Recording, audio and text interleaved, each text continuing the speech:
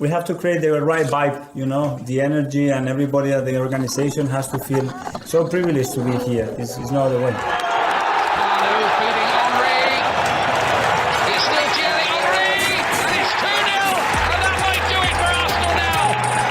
Thanks for listening to the Purely Arsenal podcast.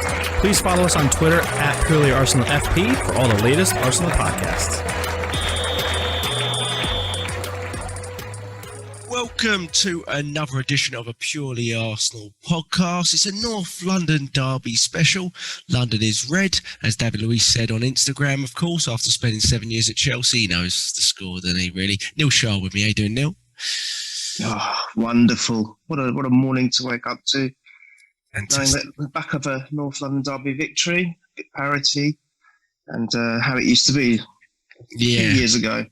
Yeah, exactly. Feels good. Feels really good, actually. Yeah, and we really showed up. And James here to talk about as well. James Johnstone, how you doing? Yeah, good morning. No, never in doubt. So I'll be doing the lottery next week, correct prediction for me. Correct prediction. We should keep tabs here, but you definitely got that one down. Goal scorer completely wrong, but...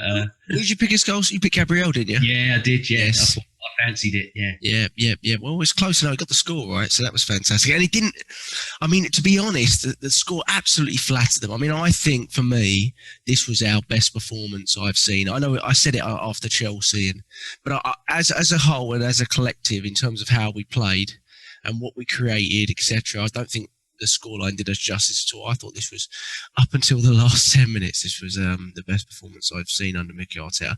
We want to get into it. We want to talk about everything that went on with the game. There's so many positives with this game because I thought it was just a fantastic game and caught me by surprise a little bit. I was dreading it with some of the mistakes we've been having over the last 3 or 4 weeks and having the anti-football god king over at Tottenham just lapping it up on week. I bet you he was.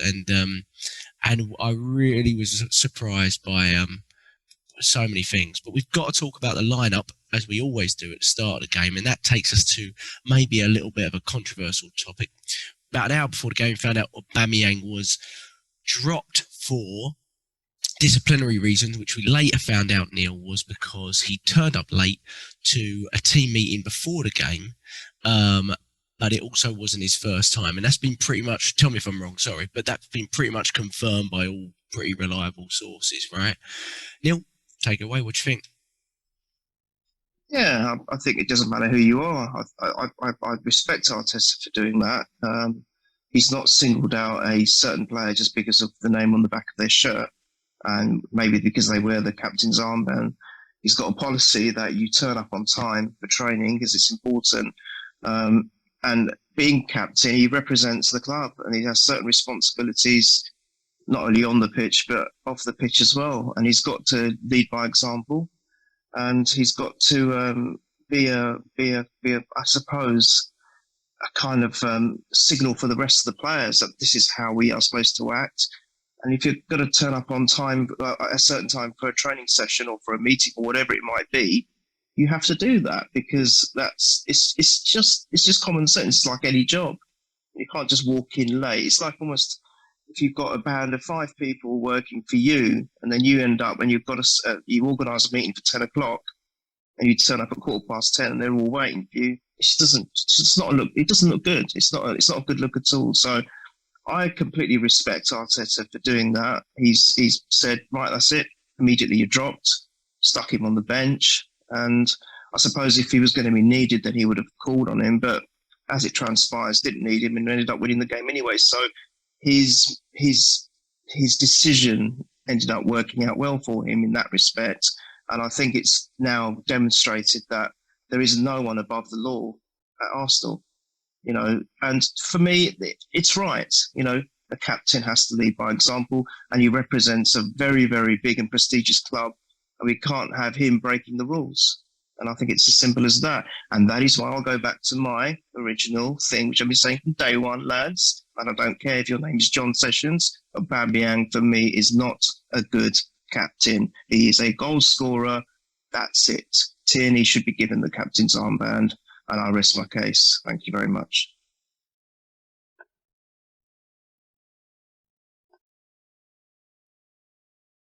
You're on mute. Sorry, awful. We have to cut that bit, won't we? Sorry, Arteta said at the end of the game, draw a line under it, didn't he? He said, draw a line under it. Obviously, Aubameyang's done huge things for the club.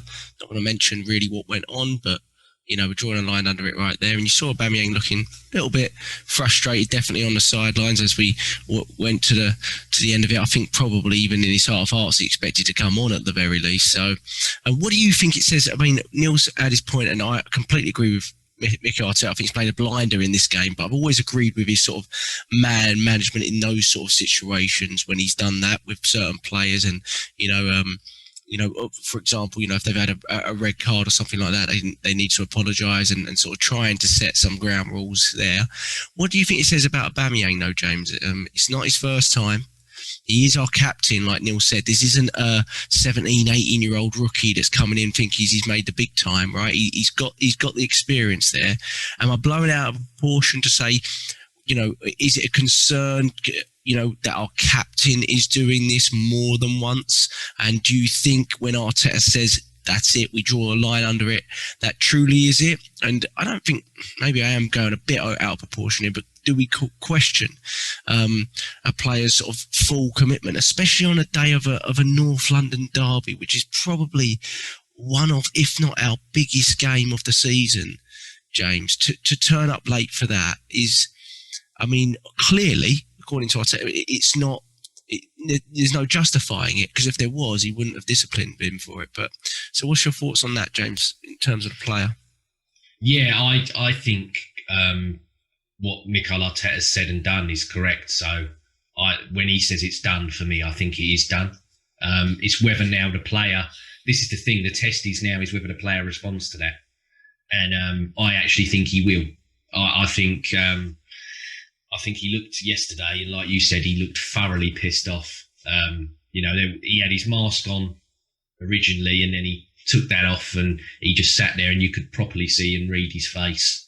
And yeah, I think he actually thought he was probably going to come on at some stage, but no, I think I personally was like, I don't think he's going to bring you on, even if it got to a stage where they equalised or whatever.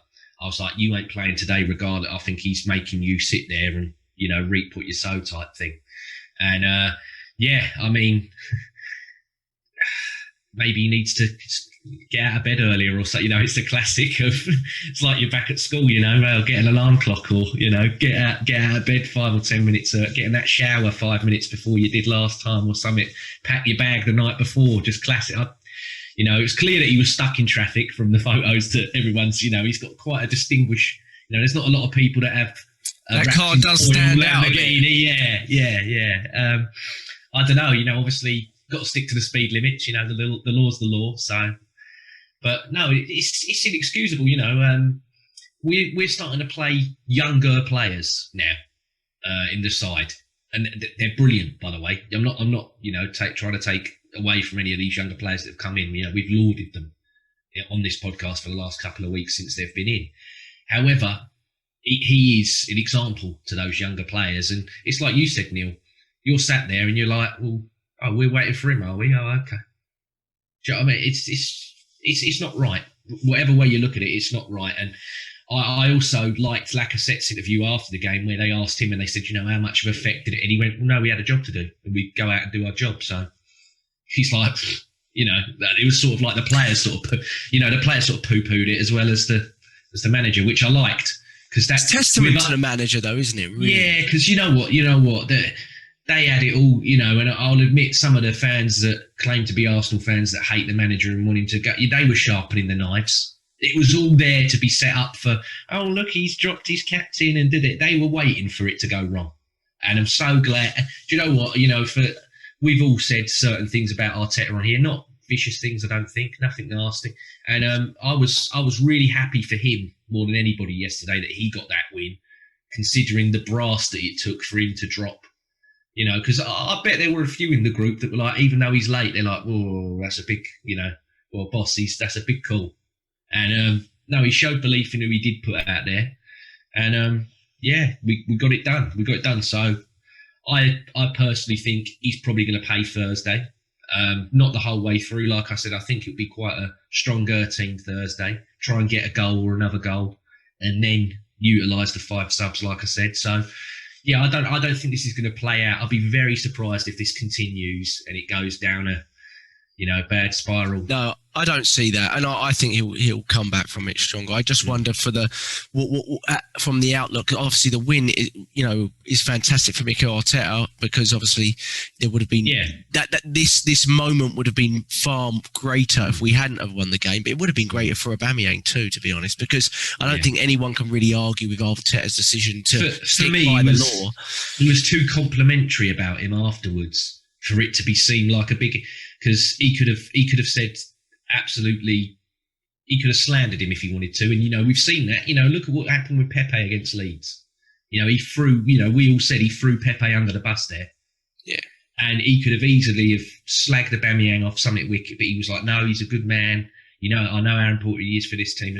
So yeah, I don't think it's a big issue at all. And you're right about it shows just. He's got a massive pair because even Wenger for his 22 years, I mean, he really struggled with this, right? He tried to do it with Alexis at Anfield. Do you remember when Alexis threw his tantrum up, sat on the sidelines, and he brought him on after 45 minutes because we were losing, and suddenly you look weak and feeble. And as fantastic as Wenger was at managing big players in terms of kind of sort of babying around them like the Ozils and the Alexis, right, and loving them up and making them feel like they could play freely and their minds be free, he never had the ability to do this, to be honest, and still get the best out of them. So it's a different approach. But I look at the stories about Ozil. He used to tell the boss whether he'd play or not.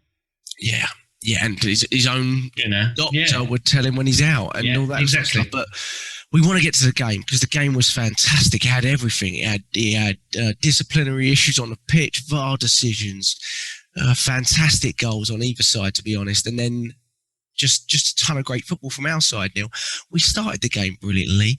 They were absolutely terrible. I think it's the worst footballing team I'm not just saying it because it's Tottenham. I think it's the worst footballing team we've played against this season, like in terms of their want and desire to attack, which is incredible when you see the players that they've got in their final third. I mean, we hate them, but let's be honest. I mean, they are incredible. But Neil, first half just absolutely ruined them down their left side.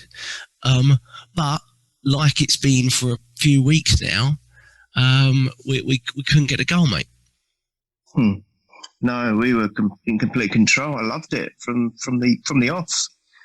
Absolutely brilliant from all the players. There was determination, and they seemed very fluid. They seemed to move the ball very well. They were going forward. They were off the ball. Everything that we've said, I think, in the last couple of pods, I think, they've kept retained that momentum really, which is an excellent sign.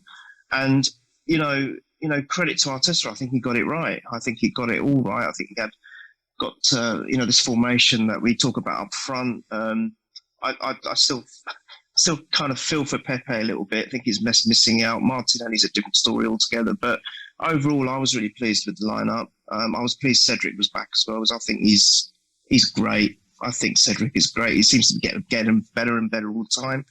Odegaard is really starting to come into the game, isn't he? I think there was a high expectation of him, and you've got to remember, so many of the overseas players take a little bit of time and adjustment to the Premiership, and it hasn't taken that long, really, if you think about it. How many games has he played? 5, 6, 7? It's nothing, really. He's adapted really well so far. And where he always, I said from day one, I liked him. I thought he was very comfortable on the ball, etc. But now he's looking not just comfortable on the ball, but he's starting to show what he can do.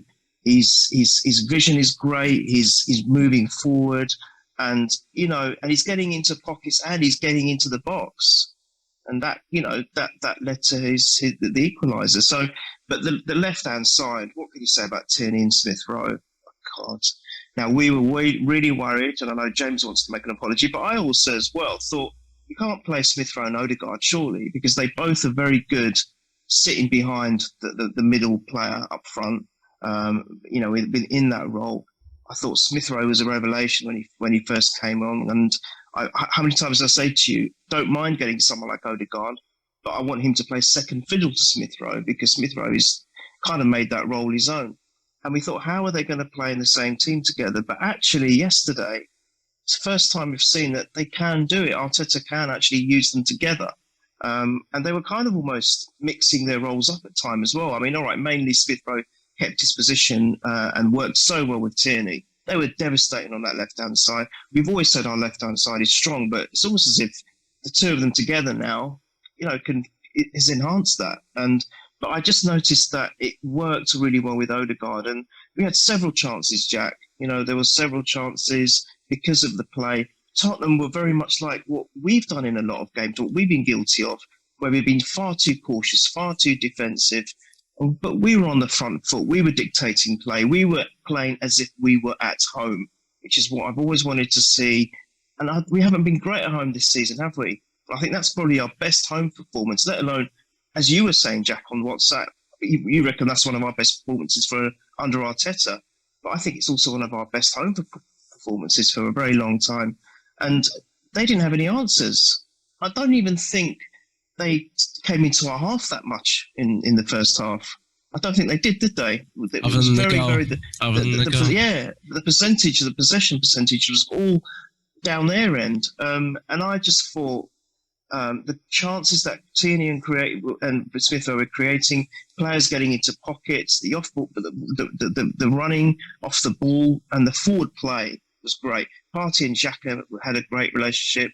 I just thought it's just as you said, the creation of the end product. It just wasn't there. There were several chances that I can remember. The one that Lacazette as well, where he hit it wide. It was a great build-up play. I can't remember if that cross was from Tierney or Smith-Rowe, but he knocked that one wide. That was a great chance for him. And that other one where he kind of just let it go, almost as if he knew there was someone behind him that called for it. Ironically, Cedric did get to it. Don't know how he got to that ball, by the way. Incredible that he did, because he's behind Lucas, and Lucas is their fastest player, probably other than Reguilon. And exactly. That's some speed by Cedric. Bellerin ain't getting that. Bellerin ain't getting that. No way. No. And then obviously you had Smith-Rowe hit the bar. That was what a shot that was. Now, I can't remember was that created by Partey? It was exactly the same as what he did for Odegaard. It was pressing them, one touch into the middle. And Partey does that a lot and almost keeps the press. And I think he's fantastic at doing that, Partey. I think he really suffered in the last 15 minutes. He did. I think he was just so leggy. Yeah, the fact that we played it, I didn't want to play him for it. I was like, get him off. But the fact that he did play him for it and now we've won, I think he'll really benefit from it. But you could tell he was he had nothing left in him. But that's it. But that was almost finished. But I mean, that particular chance Partey created, I think he was on the right hand side. So it was nice to see that, from both sides of the pitch. But Smith-Rowe, can you imagine if that had gone in? That was a great strike. That was so unlucky. 97% pass accuracy, 4 chances created by Smith-Rowe, but Odegaard's right there with 96 and obviously a goal. I think from my perspective, it's between those two were just absolutely fantastic. They were fantastic. And I think isn't he now the equalled Cess's record, most chances created in North London Derby, was it, or something? No. Cess got 6, so he was the second. 6. Yeah. Okay. Second highest. Second, okay. But what he's his first North London Derby, what a performance. Yeah. What's a performance from that boy? But very, very pleased. I thought we dictated it, and it's just a shame we didn't score more goals. Yeah, but academic in the end, anyway. In the end it is, and it was frustrating, James, because you're missing chances. And what I was really actually the most impressed about was even when we went to Tottenham earlier in the season and lost 2-0, in general, we dominated the play. We did. If you watch it again, we dominated the play, but we weren't creating chances like this. I mean, we hit the bar, hit the post. Odegaard, had 1 or 2 sniffs. Lacazette, like you said, the dummy and the one that went wide. So we had good chance. We weren't creating chances like that. But also, they basically, I think, when I watch Tottenham, in big games especially, they just feed off the other team making an error, right? And they wait for the error and then they go. And what was really impressive to me in that first 45 minutes, even including their goal, to be honest, was how little errors we actually made and how many times we allowed them to actually transition in possession. And if they did, we absolutely, a bit like when you watch Leeds at times, we just harried them to get the ball backs, 2s and 3s, right? Just ran at them, knew to win it back early, or just make the sort of tactical foul early, which I thought was great. But James, your thoughts on the we'll get to their goal in a second, obviously, and then ours. But your thoughts on sort of the first half overall performance and who you felt really stood out? I mean, for me, Tierney again. Tierney was fantastic as well. Yeah, no, it's the two. I mean, it's the two men that Neil mentioned. They completely ripped him to smithereens, and yeah, like I said, I'll give my apology for saying that I didn't believe Odegaard and Smith-Rowe could play together, because they clearly can. We saw that yesterday.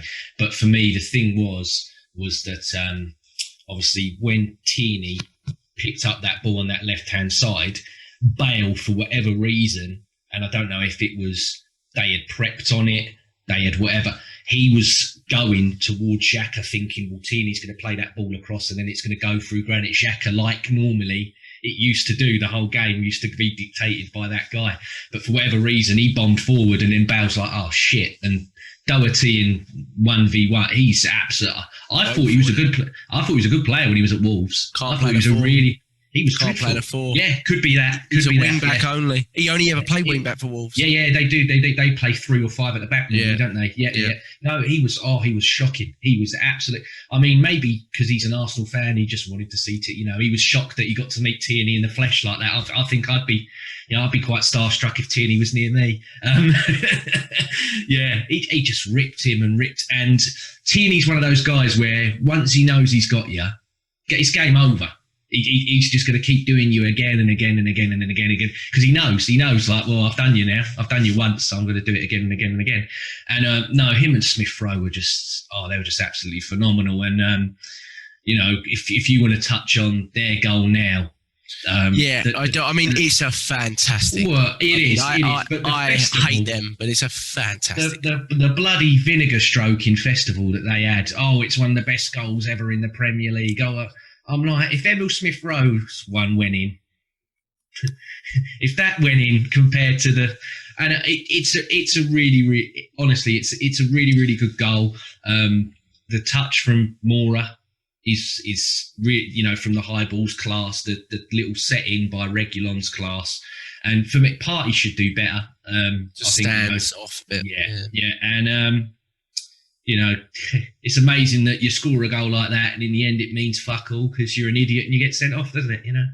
Yeah, exactly. I'm sorry. I've never liked that. Lamella is the only person whose birth certificate is an apology from the condom factory, mate. That guy, he's an absolute prick. He is. I'm sorry. And it's not because he just plays for that. He's just a prick of a person. He just looks like one. He acts like one. Yeah, prick.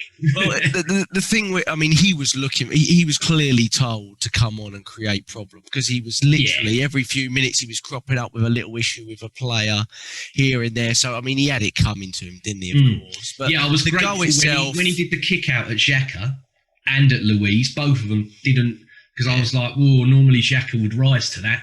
But I don't know, maybe he was told not today. Just... Can I come in just 1 second? Yeah. I just hated the way they were creaming him on the Match of the Day and Sky. Yes, it was a great goal. The more the more. I didn't see it properly the first time because I was pissed off they'd scored. But there was 2 good things about it. If you can say a goal against us is a good thing, especially from a Tottenham team, was the fact that I don't really think we made any mistakes. There's nothing much we could do about that. Normally we are guilty. Michael always used to say on the pod that we give away silly goals. So much we could have done about that. It wasn't one of them. The more I saw that goal, it was a great goal. But for them to be creaming and, oh my God, lauding it, something chronic about it. It's the best goal ever seen in the Prem. Really? Don't think so. There's been better goals from all manner of players, all from all different teams. Yes, it was a fantastic goal. It might be up there in one of the best North London derby goals. Not saying it isn't. It's not the best goal ever, but doesn't mean anything, does it? And he was guilty of a lot of shit before even scoring that goal. Like you said, James, the Luiz and the Xhaka kickouts, nothing given, nothing at all. I want to talk about that a bit later as well, about some of the decisions about their players not getting carded.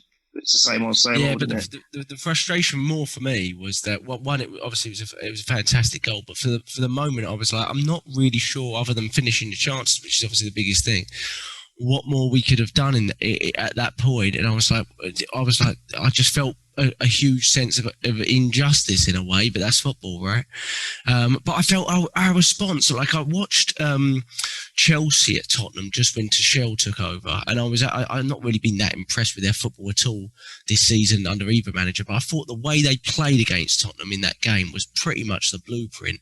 They kept the ball, they kept it, and they had this like real long periods of just sustained pressure. They didn't go gung-ho, didn't throw everyone forward, they just had sustained pressure, and they were really focused on not making any errors. And I think that's pretty much what we did until the last 15 minutes, when I think our legs went, to be honest, because it was just, and I also think he made one or two dodgy substitutions, to be honest, again, but it wasn't huge, but it was one or two that once we took Smith-Rowe on and we brought Willian on, and I'm not just blaming Willian, but the press went, the energy went, and he wasn't in the squad, Martinelli, but we needed to keep that energy up to just keep us pushing, and Willian, no matter what he has, he might give you structure, he might give you possession, but he doesn't bring the energy like that.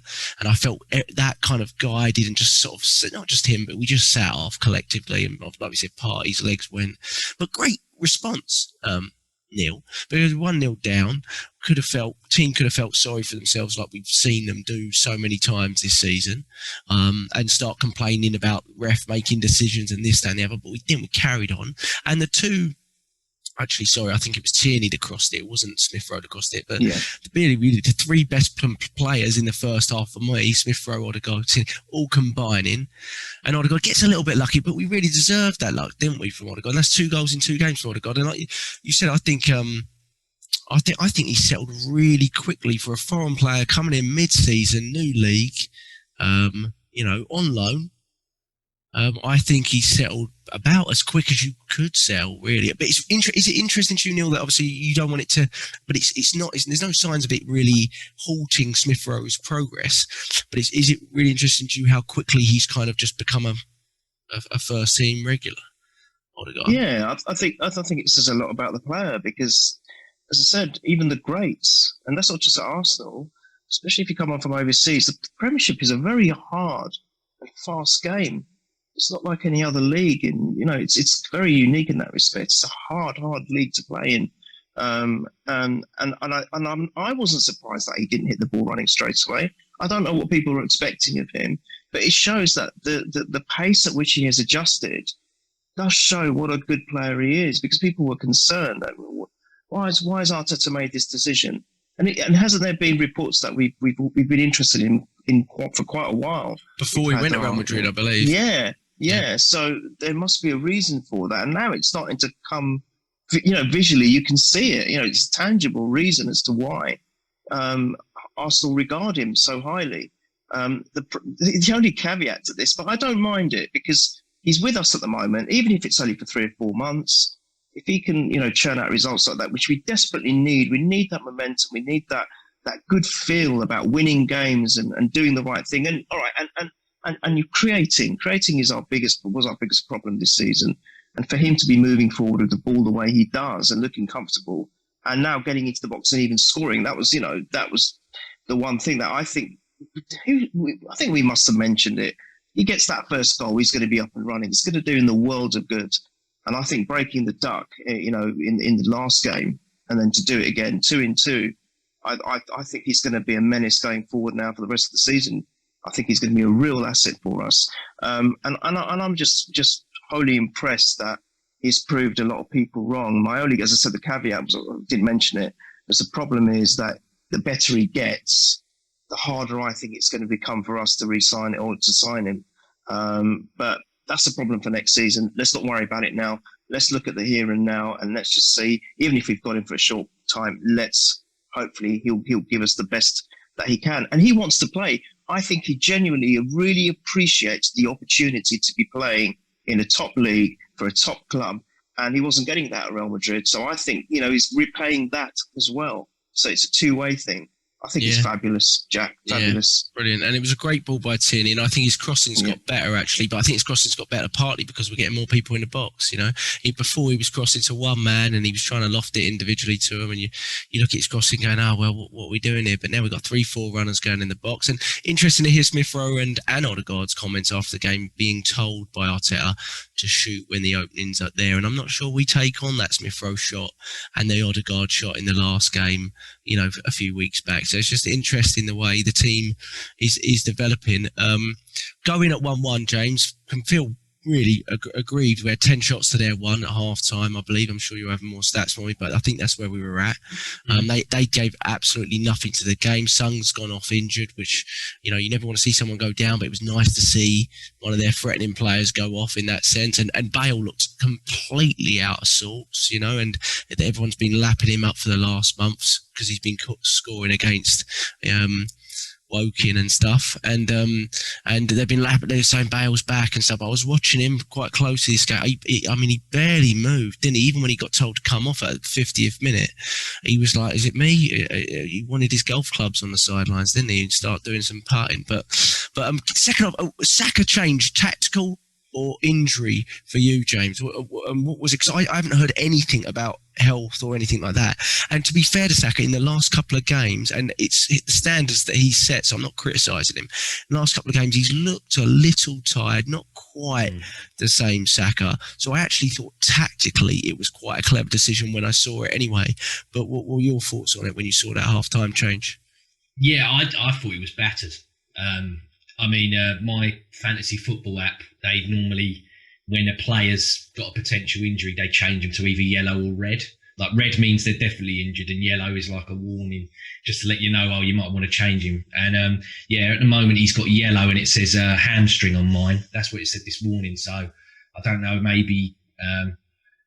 Let's see what it's. I'll check it again. Yeah, hamstring. Yeah, they said hamstring injury on there. So I'm trying to rewatch just before the half to see if I see him pull up or anything. I'm not seeing anything yet. No, but I thought Pepe would be a great substitution, because I looked at him and was like, right, like you said, going in 1-1, especially at that time as well, and on the balance of play, like you said, you felt hard done by when their goal goes in, and you're like, is it another one of these where we're doing everything and then it doesn't happen? But we got quite this good little type of resiliency now, which is something we criticised Arteta for, because he had the Southampton, he had Leicester, Benfica, Olympiacos, and it's like, we've had games where, that we're either down or they've come back in, and we've shown a bit about ourselves to come back now, which is really, really, really good. And no, I like Pepe. I know he's much maligned by a few. I've always rated the player, because I just think he's just a tremendous footballer. And the ball that he plays into Lacazette is, oh my God, it's absolutely sensational. And the skill from Lacazette to fluff the shot is much better than Lamella's skill for the rebut. It's world class to fluff that shot like that and get tackled. But in fairness, because he fizzes it into him, his first touch, was pinpoint. I don't know what he does with the volley, but when you watch it again, it's like, really sort of lays that up for himself. I don't think he takes the eye off it. But sorry, carry on. Yeah, no. I'm only mucking around, but it's a clear and obvious penalty. All these people that are saying it's not, it's reckless. Jose after the game even went, it is a reckless challenge, but it's after the ball's been played, so I don't get how it's Davinson Sanchez is a fucking idiot. There's no other way to describe. If that was Luis or Gabriel or whoever for us, I'm sat there going, I would be fuming, because I'm like, that's going to be given as especially nowadays, that's going to be given as a penalty. And then you saw all the bloody them lot, it's VA Arsenal. I'm like, fuck off, it's VA Arsenal. I'm like, we've had VAR. We're probably one of the hardest done by teams by VAR in the bloody league. Like, don't start giving it VA Arsenal to her. And it didn't even go to VAR. The ref gave it. Michael Oliver gave it. The VAR was obviously reviewed it, but they're saying, no, you only got the pen because of the VAR. I'm like, no, Michael Oliver gave it straight away. He went, pen. It didn't even VAR had nothing even to do with it. Michael Oliver saw it and was like, "That's a stupid challenge, and it's got to be a penalty." And what Lacazette, he scored 4 in his last 6 against Spurs, and he's the first player to hit 3 in consecutive games against Spurs since Adebayor in 2008. So I know the guy might leave at the end of the season, but he's always had good games against them lot. I thought that's one thing I will say about him. He's always been good in Derby Day. And he's got 6 penalties and scored all of them, so can't win. Yeah, puts him away. Sent the keeper the wrong way. And that's the thing. When he went up, a lot of people were obviously on the WhatsApp to me going, "Oh, he's had a crap game. He's going to miss this. He's going to be." And I went, "No. I said he knows how good Lloris is, and I said he'll respect Lloris, and I said he won't do a silly run up. He won't do anything like that. I said he'll bury this because he knows." He respects Hugo Lloris as a guy. If it was somewhat, if it was a lower team, he might have done something. He might have tried a Panenka or a silly type of penalty. But no, I'm like, I knew he would bury that because he respects the man that's in the goal. He knows. He's also the fifth striker in our history to score 10 goals in 5 consecutive seasons, I believe, alongside Wright, Henry, Bergkamp, Giroud, and now Lacazette. So 5 seasons in a row, 10 in double figures in the league. It's not a bad group to be amongst, is it? Really. And what did you think of his performance, Jane? Go to Neil in a second. What did you think of Lacazette's overall performance? I said after the game, you can look at his game and say, look, he fluffed that. He missed a couple of good chances in the first half.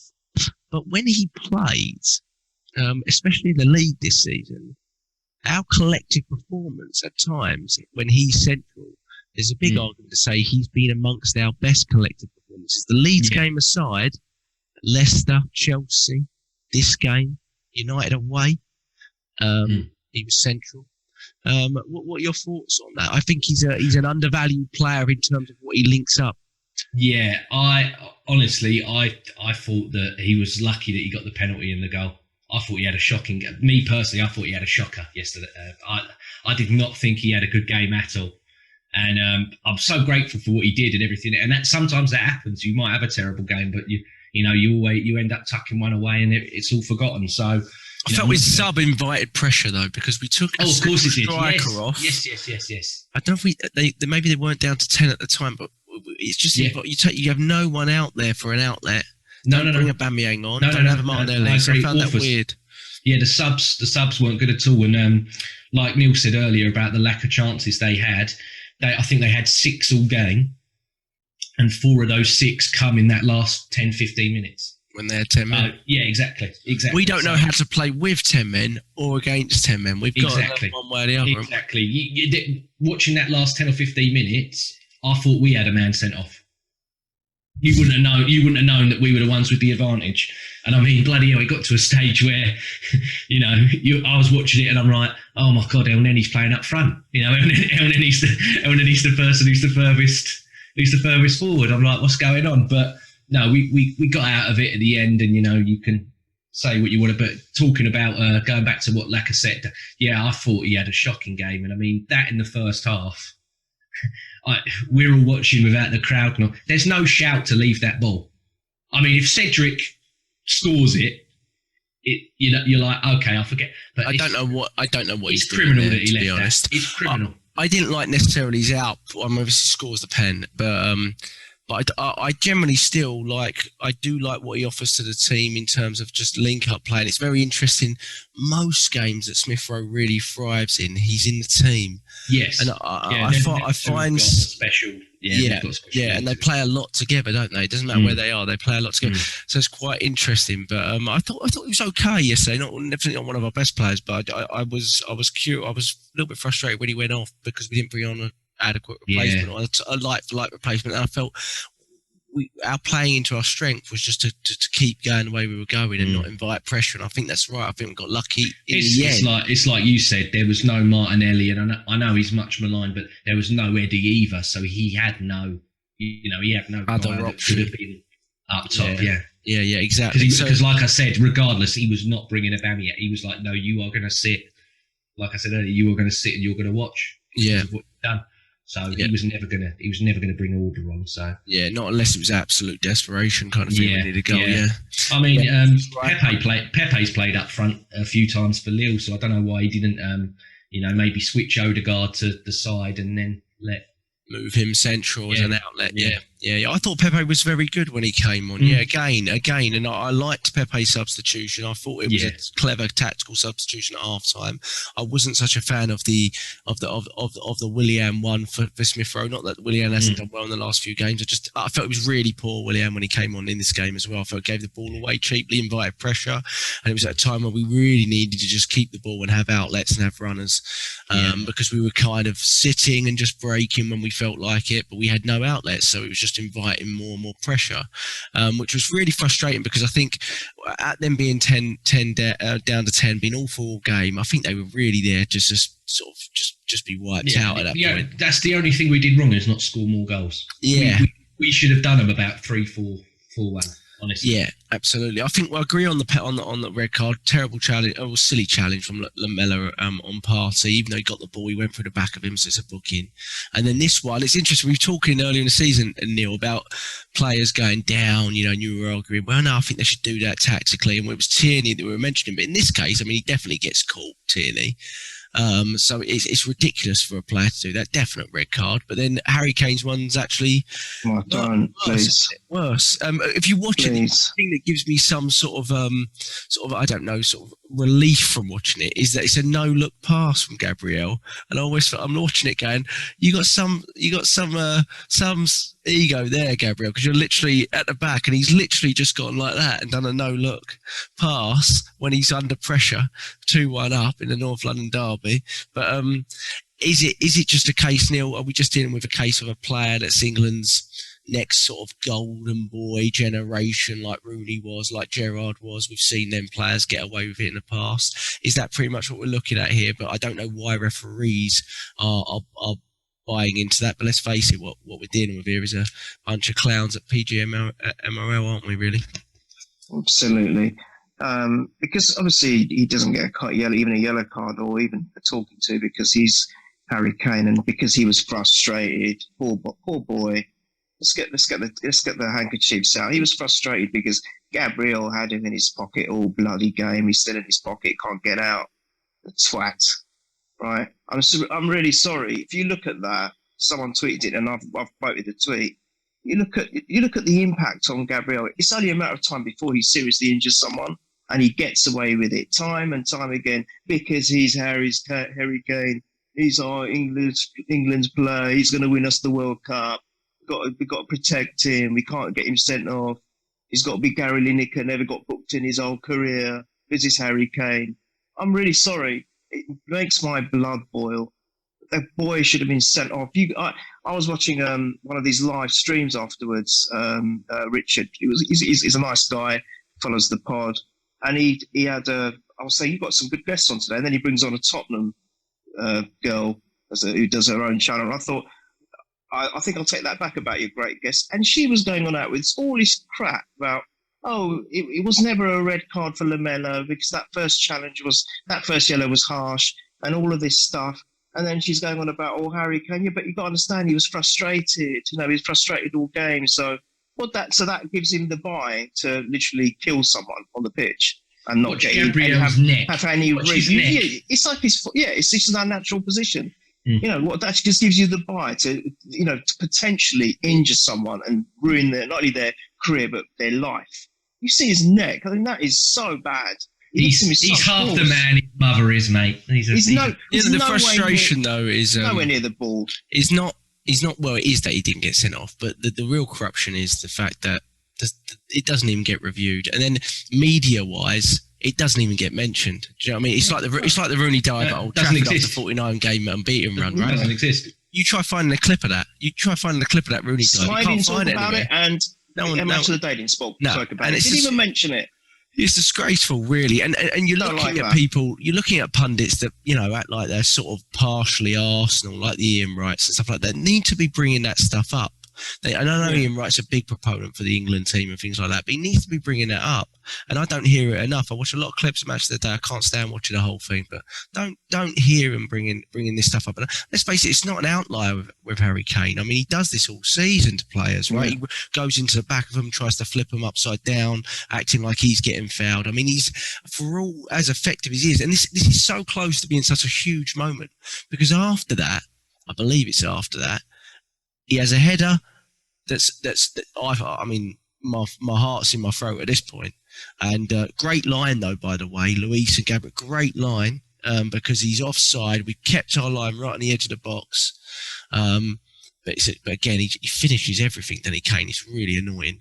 And then he has the free kick as well. I don't know how we keep. What a block by Gabriel. Oh, but we're that close twice to this moment here, this VAR moment or lack of VAR moment, again, being the whole story around the whole game.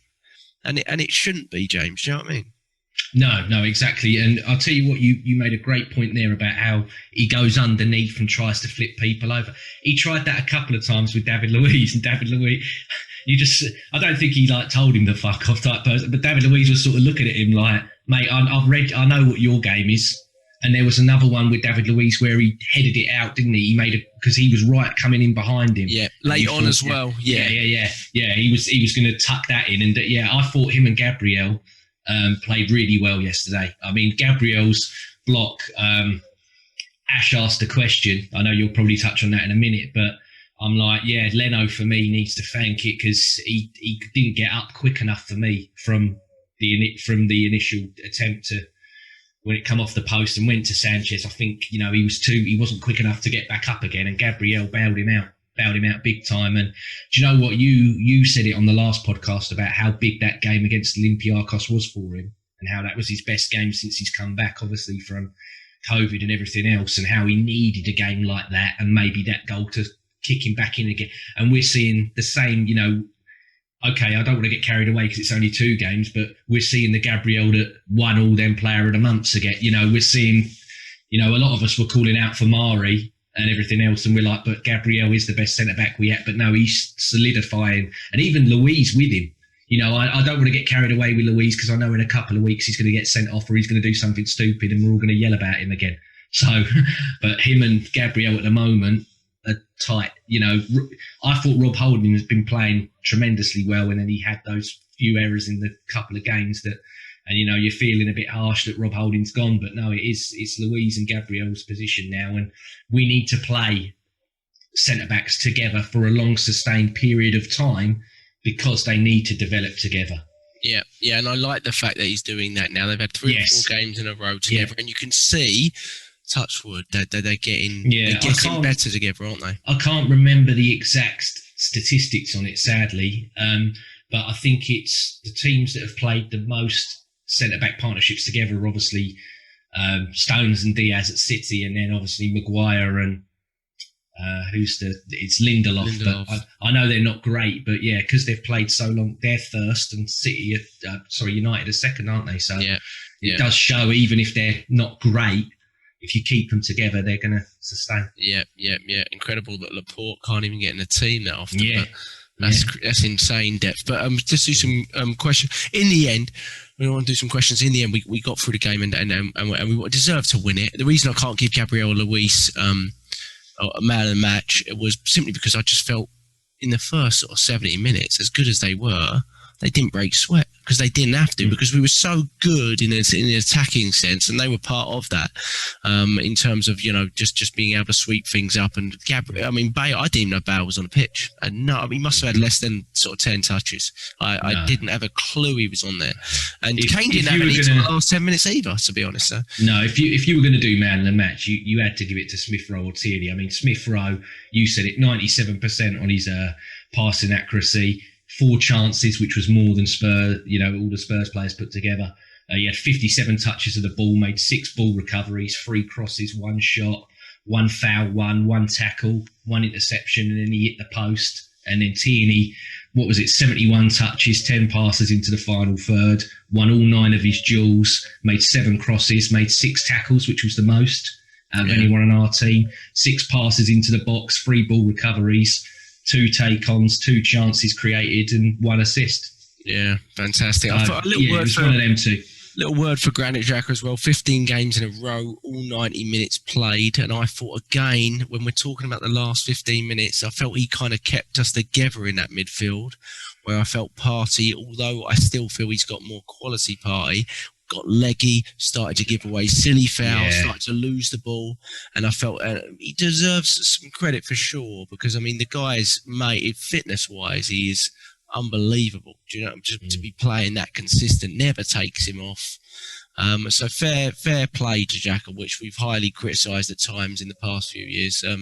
Fair play. You've got some lovely chirping birds back there. So one of you boys, unless it's not a bird. I think it's me. I think it's me. James. It's James. Pigeon. It's a pigeon. I think he's got a pigeon. I'm like, is there an owl in the room, or what is it? There you go. Perfect. Owl. Tom Mason 82 at TDA Mason. Tom, if you've asked us questions before, thank you, but I don't remember you asking us questions before.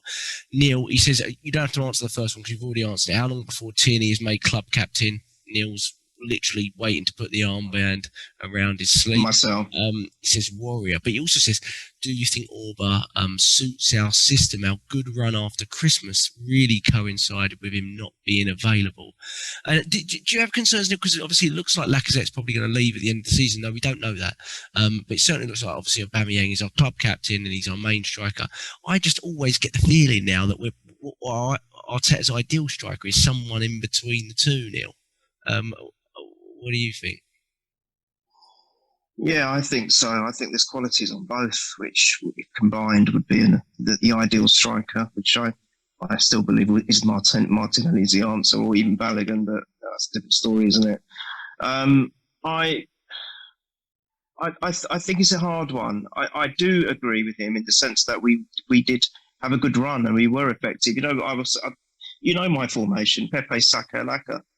Up front. I remember you distinctly saying, Jack, so you'd keep Auba out? And I went, oh, yeah, maybe. Keep him on the bench. It is difficult. He has tried, and very rarely, a few occasions, maybe, to play them both together. And I'm not sure. I think they're better switching. I reckon one of them on the bench, coming on if needed. That's the way it works. But I think Auba has started playing and having a bit more of an impact recently as well. In the more recent games, there was a period where he, as we all know, he was just not effective. Wasn't scoring, wasn't running with the ball, wasn't creating, wasn't doing anything. To be honest, pretty much like what Bale was yesterday, in a way. But I feel that that's changed in the last few games. So I think he's a key and a vital component. We had this discussion last season, didn't we? Do we keep both? Does one go? Do both stay? It's the same thing. Nothing's changed. I do believe. I don't know if he's going to go into the market for a forward. Don't know in the summer. That'll be interesting because he's obviously not playing Martinelli, and I'm pretty sure. I think James, you're more keen on seeing Martinelli on the left, but we've got players in that position now. So maybe Martinelli will be the person to play in the middle. Don't know, because he can do it. I'm finding this. Yeah, he wasn't even on the bench, which is a bit of a bummer. But I wouldn't write off Aubameyang just yet. That's my gut feeling. I think both of them have good qualities. They both show their qualities in different ways. Laca wasn't the best yesterday. I agree with that, what James said earlier. But I still think he's very unsung in a lot of the games. He does hold things together in a lot of the games. And it's just missed on the eye. And I think you have to really look closely to see it at times. And then where he's good at being a little bit more of a stronger player, Aubameyang, I think, is probably the better finisher. But I don't know. I can't answer it, to be honest. Maybe James can answer this, but I just feel that at the moment it would be wrong to drop Aubameyang completely. I think he's needed. I think he's needed. He's come back. He's come back into it somewhat, and we would be stupid to just have Laca playing and no Auba. It's good though, isn't it? It's good to see that we can rotate in these bigger. James getting bugged by the sun, I can tell. We're rotating these bees. I told him to wear sunglasses for the pod. We can get rotating. There we go. There's the hat. Got the old fishing hat on there. But we can rotate in these big games in the league. Saw at Leicester with a rotation. In certain positions, he's reluctant to do it in others, right? The central midfield area, maybe the centre-backs now, being obviously goalkeeper. But, you know, in that right-back position, he seems to chop and change. I mean, if you were to say truly at this stage who is our first choice right-back, I think it's quite hard to call. Even maybe from Arteta's perspective, it's hard to tell. I think, of course, Aubameyang's in his starting 11, but again, it's nice to see that we can rotate the team out and not, you know, how many times, even under Wenger, we always felt that we were so heavily reliant on one player, right? You know, go through the eras, right? You know, Henry to Cesc Fabregas to Van Persie and so on.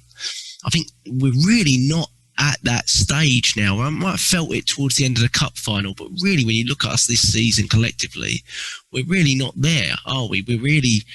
And I think that's credit to him. When we're good, we're trying to create a collective where everyone's able to chip in and be good, which I think is really important. But he'll play on Thursday. Aubameyang will definitely be on starting on Thursday. Yeah, 100%. I kind of expect him to come back in. Yeah, maybe one or two other changes. Hopefully Pepe as well, because I thought he was very good and lively again today. But what price would you be happy to pay for Odegaard in the current market? Scott Borg at SM_Borg, top man. Scott, James, what number? Give me a number for Odegaard. 50 million. 50 million. Really? I think that's the price. Is it? Yeah. He's got 2 years left, has he?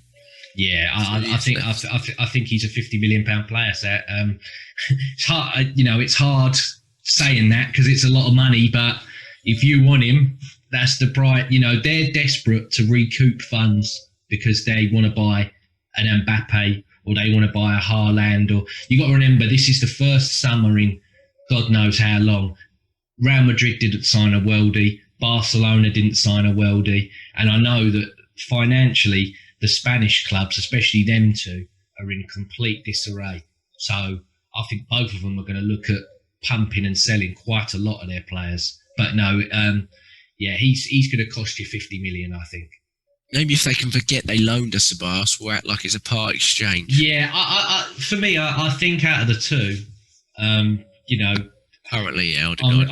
On reflection on the two currently, yeah, Odegaard is much better, and you can see the impact, like you said, that he's had on the team in such a short space of time, and that's a position that we desperately need someone in, even if, you know, Smith-Rowe does go back playing there, and you know, I know we're still linked about the Buendia and everything else because he's only a loan, but I would rather take Odegaard, who's been here for a while, knows the players, knows the group, than signing a complete, you know, someone different like a Buendia. Not saying I don't think Buendia is a good player. I think he's a very, very good player, but I'd rather have Odegaard every day of the week. Yeah, okay, 50 mil. I'm willing to pay it. Will we be, is the question. If that's the offer, we'll see. I don't know what his value is. I'll have a quick look and see what they've valued him at. But yeah, well, the better he plays, they'll keep upping it, won't they? Exactly. So if they're willing to sell, that is Ash_Gallagher always gets us questions. Questioning Leno, Neil. You don't want this one. Neil doesn't want this one. I'll go back to James on this one. Hold on, I'm seeing him nodding. He said he's going, no, that is not for me. I've already badmouthed Leno enough this season. I'm now focused on ruining our captain. I'll come back to Leno. Excuse me? Just shut up. Very good. They said £36 million is James Odegaard. That's Odegaard's.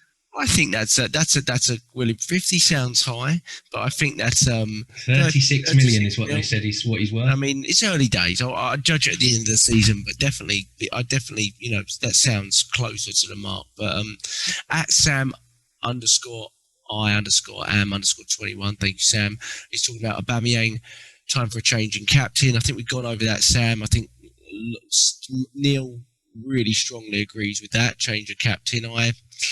I kind of feel like the armband is made a little bit more redundant nowadays than it was a bit, you know, back in the Adams and Vieira era. But I think it's still relevant. Like, look at Liverpool, for example. I mean, is their captain Jordan Henderson? To a certain degree it is, but we all know Van Dijk's more their leader and one or two others across the pitch. You know what I mean? So, I mean, but I see what you mean. You certainly can't be doing things like that, Sam, that he's doing there. So hopefully he's learned from that, and he'll maybe not put on such. He looks pristine yesterday when he was in practice, didn't he? He's got all the gear on, he's got his Jordans on, he looks like he's going out to the nightclub. I was like, how's he put all that on and turned up late?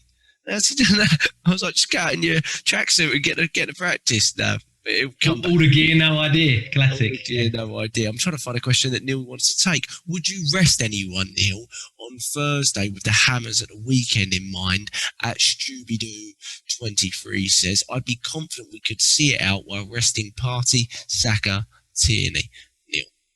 Ooh. Saka and Partey, 100%. Partey looked gone. Saka's played. Wow. You know what Saka's achieved for us. Got to rest him. We've got to protect him a little bit.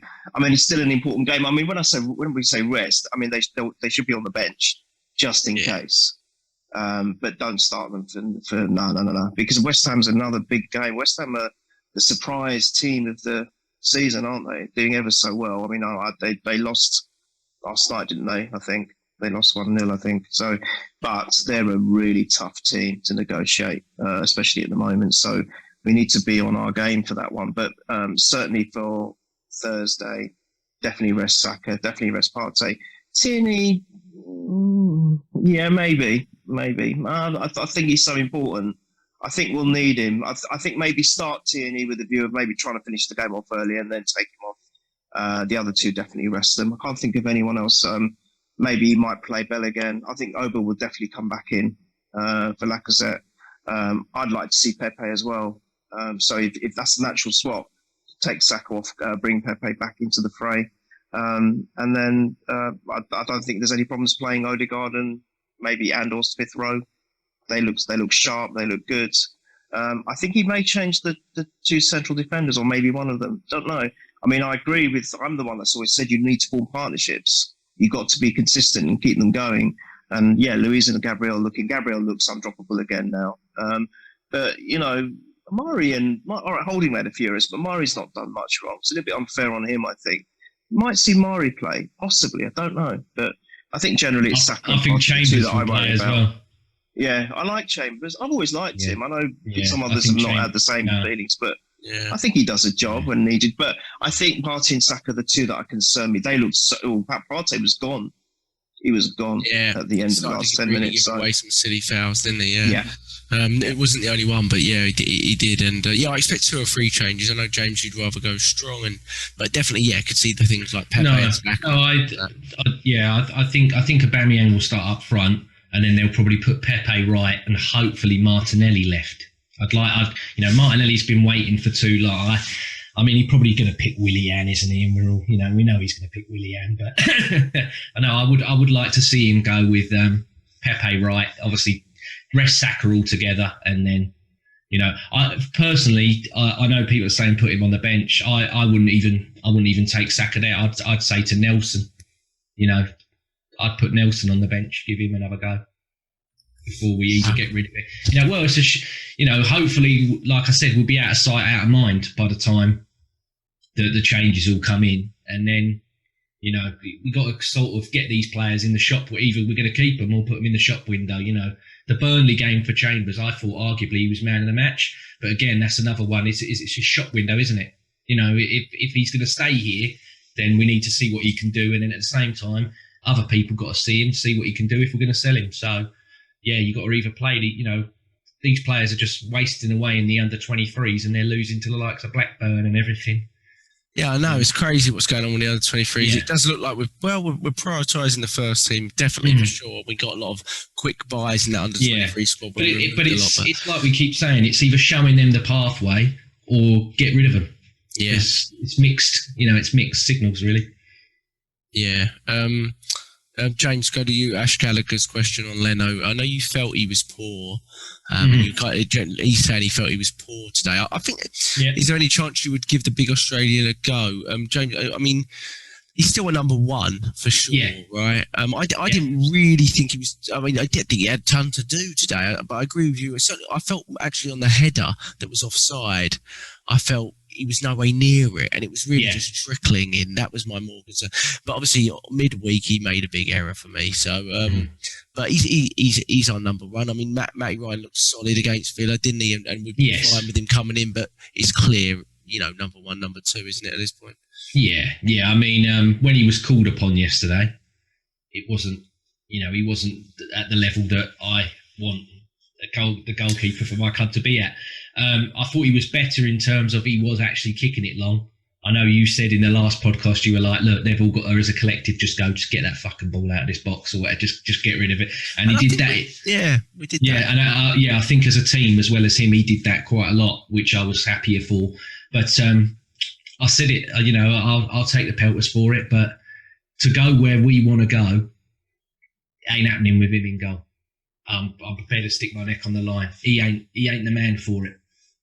He ain't the man. Interesting, because I don't see us. He's not commanding enough. Yeah, I know what you're saying. I don't necessarily, in terms of title winner, I don't necessarily disagree, but I don't really see us making, certainly not this summer, I think the most likely thing is we keep the two goalkeepers that we've got. No. I mean, he's not as bad. He's not as bad as Mignolet. But that's the sort of comparison that I want to. He's not that bad, is he? No. He's not as bad. No, I'm not saying he's as bad as Mignolet, and he's not as bad as Karius. But look what Liverpool did.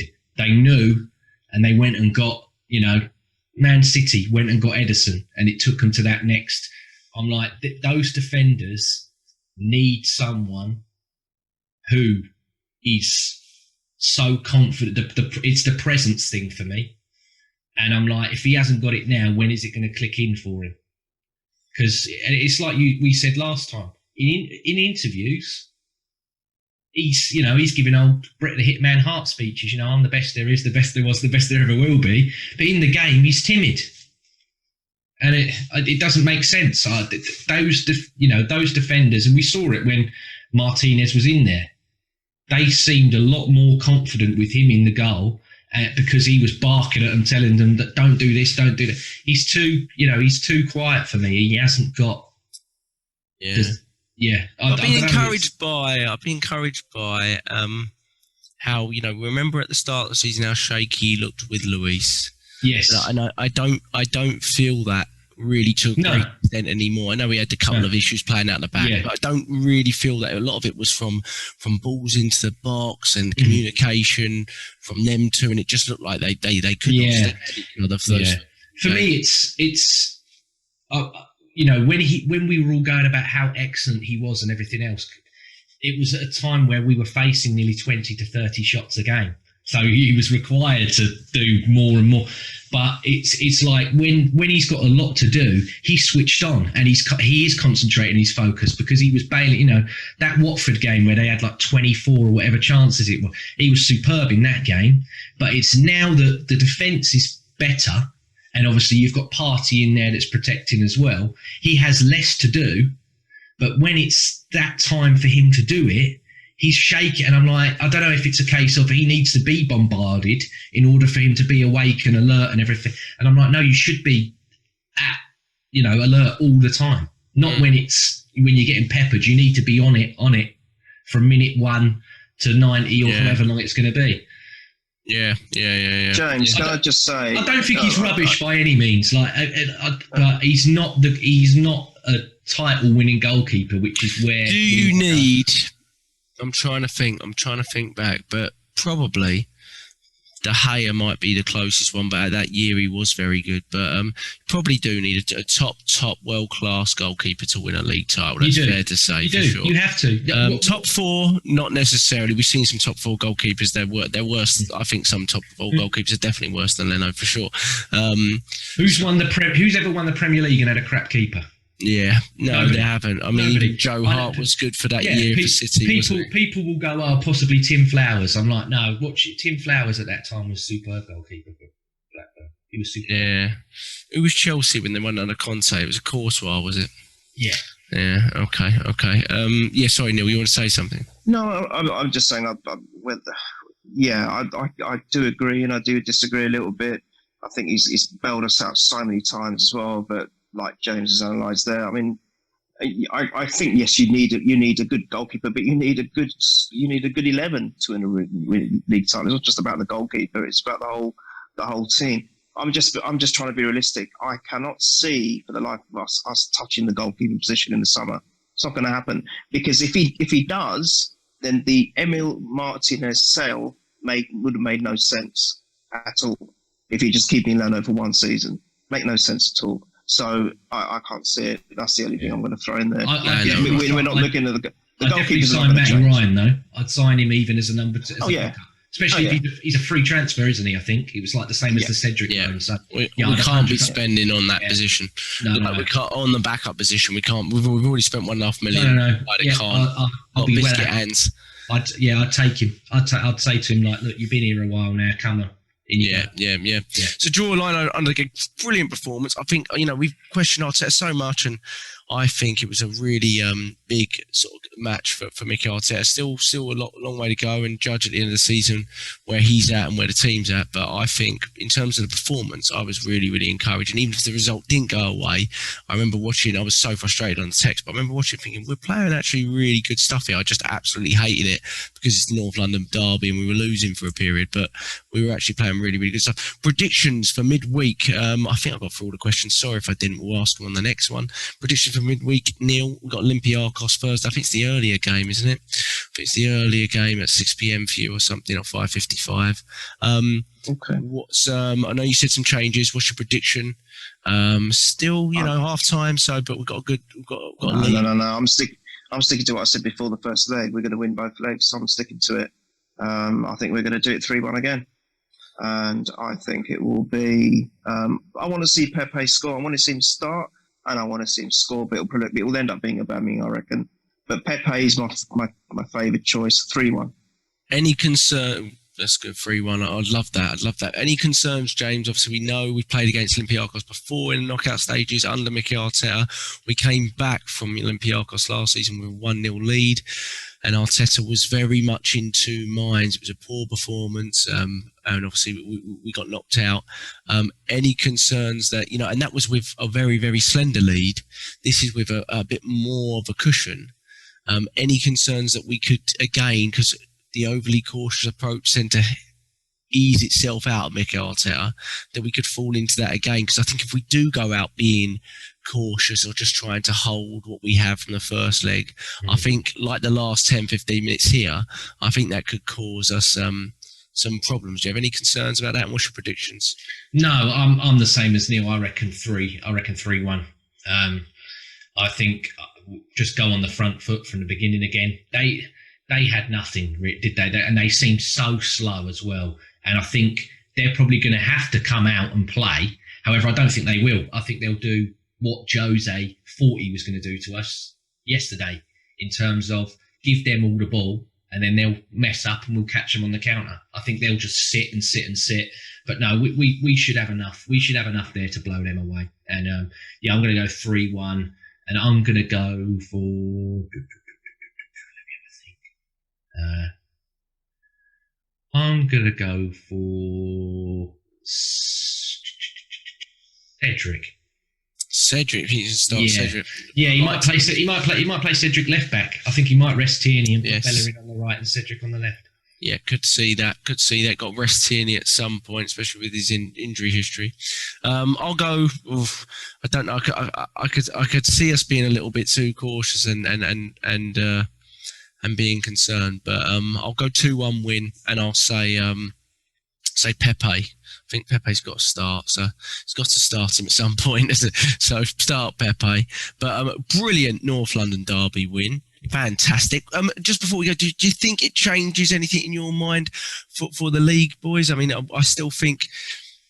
I think it's put us to the point. It's changed every game at this moment, but I think it's put us to the point where top 6 is a slight possibility if you put a run together.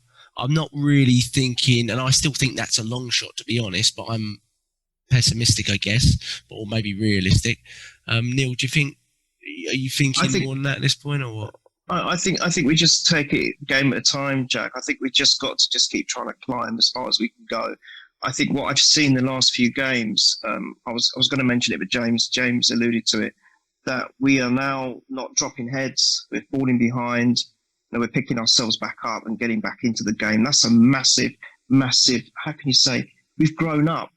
We've grown up in the last few games. There's a lot more maturity, I think, within the team. And I just feel that is going to just carry on going forward. Now, that infectious kind of mindset within the players, I think, is going to just carry on, and it's going to manifest in a good way for us. And I think we just take each game as it comes, because it's been like this season for us. We get excited for a couple of good wins or 3 or 4 wins, and then it all goes horribly wrong again. So one game at a time. Let's get Olympiacos out the way, and then let's deal with West Ham, and let's just put in good performances. That's what we want to see. And and if it goes well, I don't think top 6 is out of the realms of impossibility. So I agree with it. But I just love the way you've got to remember we're scoring at good times as well. We equalised in the North London derby just before half time. Great time to respond, and it was a great response. I'm one game at a time, and we'll be all right, I think. We've got some few tough games in the league: West Ham, Everton, Chelsea, Liverpool. But then a run in is, towards the end, the last 5 or 6 games is. It's a big draw. If we go through, I know we're talking big ifs. Whoever you get out of the hat, that's a massive, because you're coming off that Liverpool game, going into, the Europa one, and then we got Sheffield United after that. They're in disarray, so I wouldn't worry about that game personally. But it's all about that draw, isn't it? It's who we get out of the hat on Friday. Got to be in the hat first. Yes. I know. Got to be. I don't want to jump the gun. No, I know not to with this Arsenal. Yes. You just never know what you're going to get. But. No, you alluded to it though. Really, I know you're saying the game at a time. If you're looking on paper, you're going in terms of the league. That Chelsea and maybe Everton game are the only 2 that you're really going. I'm not duly concerned about Liverpool at home. We've beat them recently. Really? I think we could do it. Yeah, I think we could do the business against Liverpool. I mean, we could do it. Yeah, I am.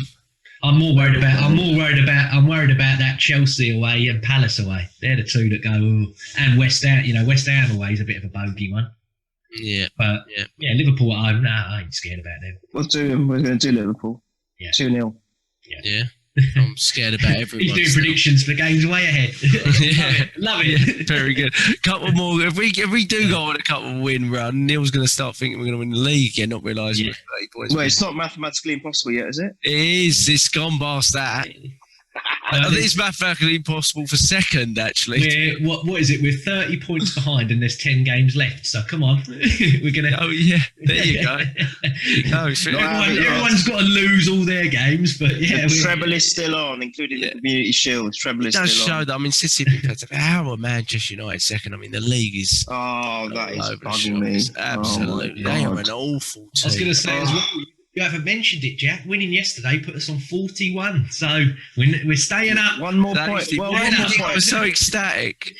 Unbelievable. 42 points for sure. Definitely 42. There we go. Yeah, since that Chelsea game, our form, and I think we've been unlucky since that Chelsea game, and our form has been pretty good in terms of performances at the very least, But even the games that we've not won, Burnley's, your Wolves, your Villa.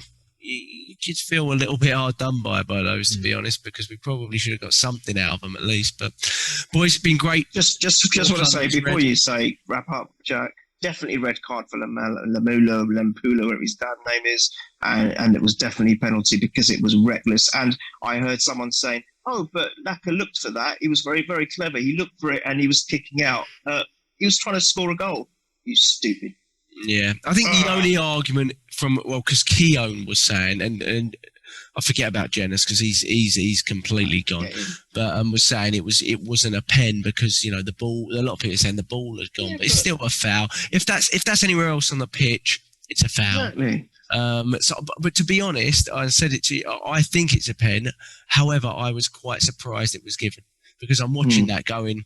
They ain't giving that to us. You know what I mean? Do you know what I mean? Yeah, that is a foul, but they're going to say the ball's skewed off, and they're not. Yeah, I knew they were going to give. It's like us. It's too stupid. It's too stupid of a challenge, and it goes with what happened at the Merseyside derby, where they knew they were they've effed up when Pickford done Van Dijk because they were like, yeah, but the ball's gone out of play. And it's like, well, that's common assault, though. do you know what I mean? He's mashed his leg to bits. That's incredible. So ever since that's happened, they're like, no, even if the ball goes out of play, you got to, they're changing the rules all the time. that was the moment that Liverpool fans decided to start moaning about VAR, but yet they hadn't moaned about it for the previous 12 months when it was decidedly working in their favour very well. They're like, VAR's a joke, isn't it? I was like, where were you last year? Didn't hear about from many of you boys. Yeah. Welcome back. Now you're 8th. Best champions ever, are you? Sure thing. All right, boys, we'll be back after the build up to the another derby. Enjoy the week. Enjoy the week. Well, we will. I'm gonna walk in like Conor McGregor into work via Zoom. Boys, take it easy. Cover the goose. Take care. Thanks so much. Come on, mate.